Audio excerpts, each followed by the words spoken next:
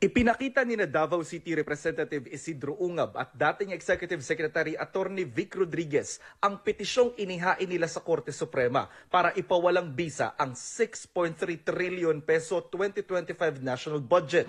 Paglabag daw sa konstitusyon ng pagkakaroon ng mga blanco sa Bicameral Conference Committee report ng Kongreso na naging basihan ng 2025 General Appropriations Act.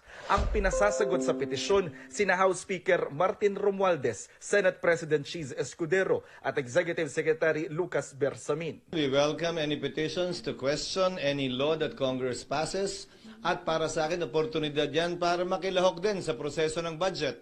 Ang Korte Suprema, ang third branch ika nga ng pamahalaan. Hindi ito dapat katakutan, hindi ito dapat ikabahala. Ito'y bahagi ng ating demokrasya. Sir, pwede man yun ang comment sa petition ng Supreme Court at sa petition nila kung ungab sa Supreme Court na...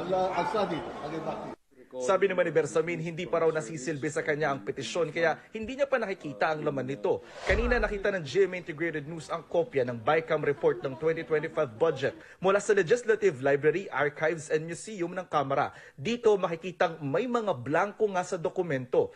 Kahapon, inamin ni House Appropriations Chairman Representative Stella Kimbo na may mga blanco nga silang items sa BICAM report pero hindi raw nito maapektuhan ang validity ng budget dahil napag-usapan na ang pondo para sa mga ito.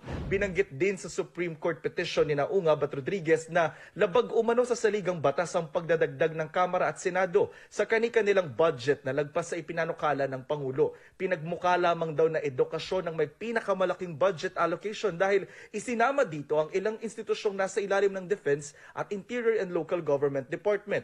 At labag din daw sa konstitusyon ng pagtanggal sa pondo ng PhilHealth.